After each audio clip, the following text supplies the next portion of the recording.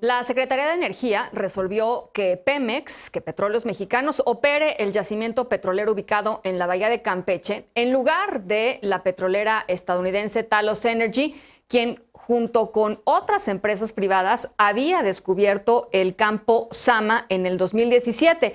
¿Por qué es tan importante este yacimiento y por qué es importante también hablar de esta decisión de la Secretaría de Energía? Está con nosotros esta noche y gracias por platicar con nosotros Gonzalo Monroy, experto en temas energéticos. Buenas noches, Gonzalo, ¿cómo estás? Ana, muy buenas noches. A ver, Gonzalo, pues primero que nada entender por qué es tan importante este yacimiento en particular. Claro que sí. Este en realidad es el primer esfuerzo de un campo compartido, producto justamente de las rondas petroleras que bien mencionabas, que se extiende, tiene una continuidad el campo hacia una asignación de petróleos mexicanos. Cuando ocurre este fenómeno donde el campo no se limita únicamente a la zona contractual y se extiende a una asignación de Pemex, se le llama un proceso de unitización. Este es un proceso muy común en todas partes del mundo, pero es simplemente la primera vez que ocurre en México. ¿Qué va a ocurrir? Justamente se pone y se propone quién va a ser el operador, quién será el que determine los ritmos de producción, niveles de inversión, tecnología a utilizar, y ese es justamente el rol de ser el operador. Ahí es justamente donde entramos a la parte fundamental de este gran dilema o incluso hasta escándalo, Sí. porque por un lado justamente Talos, o en ese caso el consorcio liderado por la empresa Talos, ha presentado amplia y abundante evidencia de que gran parte del reservorio del hidrocarburo está en su zona contractual. Y Pemex, en un estudio independiente que también ha presentado ante la Secretaría de Energía, ha mostrado de que tiene el 50.43%. Este diferendo, que también es normal que ocurra en todas partes del mundo, debería de haberse dirigido o en ese caso resuelto por la Secretaría de Energía como autoridad competente. Sin embargo, ahí es donde los procesos ya no son para nada claros, Ana. Entonces, la Secretaría de Energía tomó una decisión con base, digamos, en datos en debate, ¿no? Y tomó la decisión de que fuera Pemex quien se encargara de este asunto. Ese es el fondo. Es exactamente una gran parte del punto y yo te diría que hay tres en general. A ver. Uno es justamente que el consorcio liderado por Talos ha presentado, como te decía, amplia, abundante evidencia, incluso ha perforado 3 pozos delimitadores que extienden y que dan una mejor idea del modelo petrofísico. Por el lado contrario, Pemex, en ese caso el pozo ASAP-1, que lo ha puesto y lo ha bajado, lo ha puesto y lo ha bajado ante la Comisión Nacional de Hidrocarburos, la realidad es que no tenemos la información de qué tanto se extiende hacia el lado de Pemex.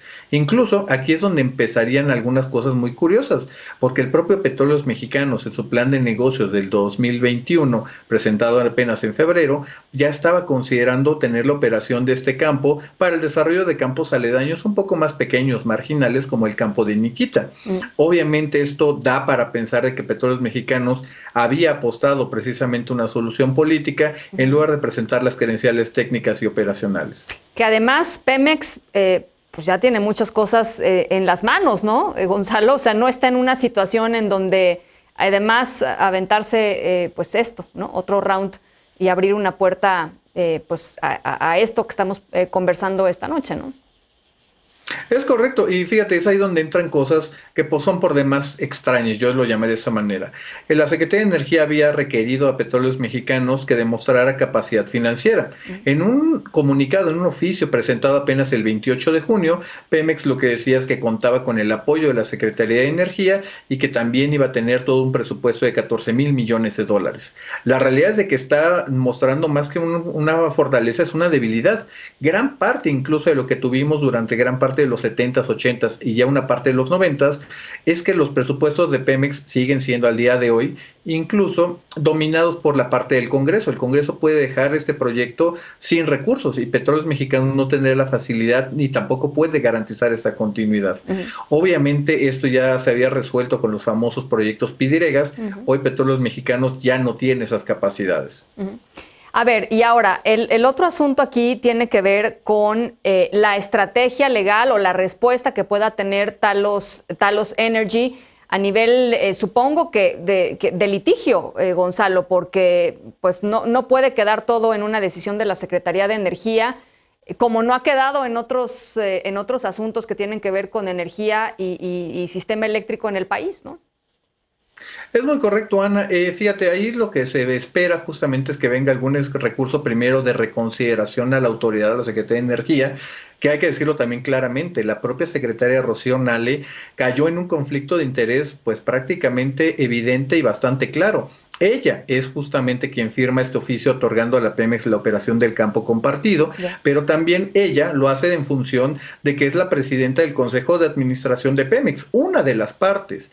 Claro. Esto puede dar justamente a un recurso, como te decía, de invalidez incluso, y si ese llegara a ser el caso, parte de la estrategia legal en tribunales mexicanos y también al amparo precisamente de que Talos es una empresa americana del Tratado de Libre Comercio. Y dentro justamente de este consorcio también está la empresa alemana DEA Wintershall, así que también podría hacerlo ante las Cortes de la Unión Europea. Así que esto todavía le falta bastante, Ana. Ahora, más ampliamente, Gonzalo, ¿qué mensaje está enviando el gobierno federal vía la Secretaría de Energía otra vez al sector energético y, digamos, ¿cuál es la seguridad que van a tener otras compañías? De, a ver, ¿cuánto invirtió Talos Energy? Ha de haber invertido muchísimos millones de dólares para hacer todo esto funcional y con un potencial importante como el que nos estás platicando, Gonzalo. Aquí hay un punto bien importante, Ana, y tiene que ver en cómo fue el proceso de toma de decisiones. Aquí no estamos diciendo que sea una cosa buena o mala que Petróleos Mexicanos sea el operador.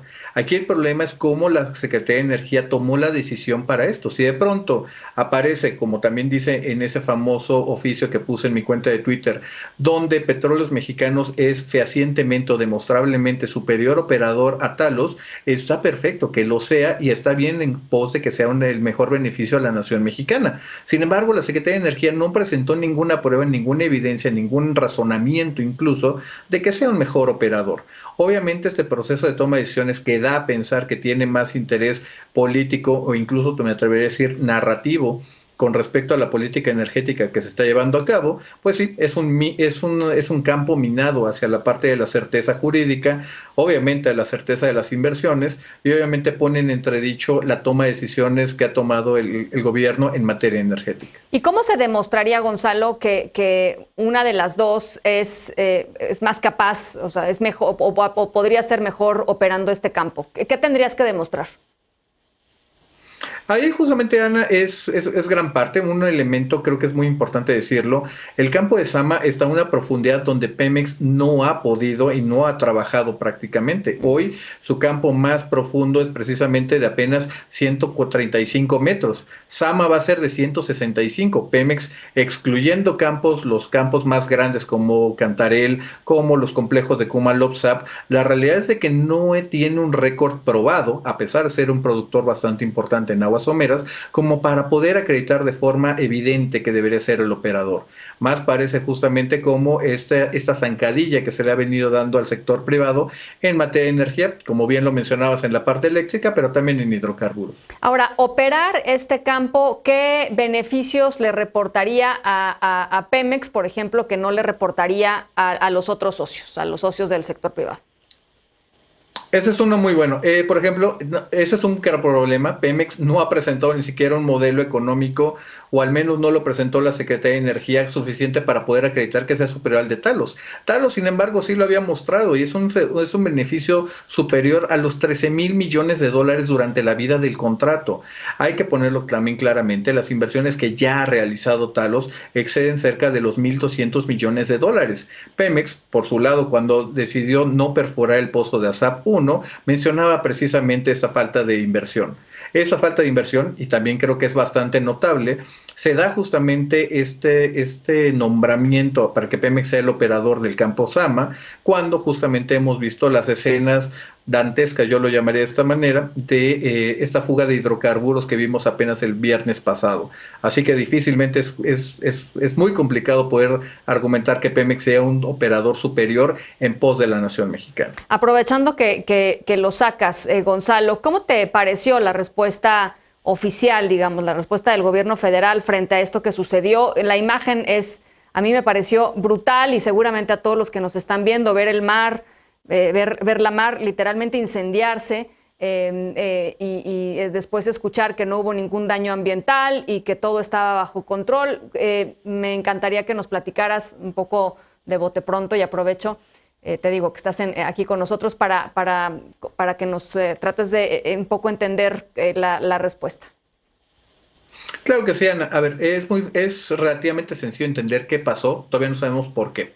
Sabemos que hubo una fuga de hidrocarburo, principalmente de gas natural húmedo, que es cuando trae heptano, pentano, otros líquidos del gas. Justamente sabemos, a pesar de lo que dijo el presidente, que era el nitrógeno, bueno, el nitrógeno no es combustible, no se va a encender, no va a explotar como ocurrió esta parte. El presidente decía de que es que cayó un rayo. Bueno, la probabilidad de que hubiese sido un rayo es prácticamente sacarse 5 veces de manera consecutiva la lotería. Es altamente improbable. Lo más probable que pudo haber ocurrido es que estas mismas líneas de recolección que se manejan de forma remota están electrificadas. Obviamente muy cercano a la válvula o en la válvula misma encontró un arco eléctrico, con lo cual vimos justamente esta combustión. Esa combustión, incluso cuando se empieza a ver la parte que está borboteando, es precisamente pequeñas bolsas de gas natural o incluso de pentano. Precisamente por eso acuñé la frase del jacuzzi del infierno. Esto también, déjame dar una cosa súper importante, es de que esta situación, por más dantesca, porque parece prácticamente una película de ciencia ficción, es probablemente el mejor resultado que pudo haber pasado. Si Petróleos Mexicanos no hubiera implementado buenos controles, hoy, por desgracia, esa explosión hubiera alcanzado probablemente la plataforma y hoy estaríamos lamentando la muerte de 22 personas. Así que dentro de lo terrible que ocurrió, por al menos no estamos lamentando la pérdida de vidas humanas. Bueno, pues qué bueno saberlo y qué clara la explicación. Gonzalo Monroy, te agradezco muchísimo estos minutitos para la hora de opinar. Claro que sí, Ana, te mando un gran abrazo. Gracias, igualmente, muy buenas noches. Y aquí termina esta hora de opinar. A nombre de Leo Zuckerman, yo soy Ana Francisca Vega. Gracias por su compañía. Muy buenas noches y los esperamos mañana en punto de las 10.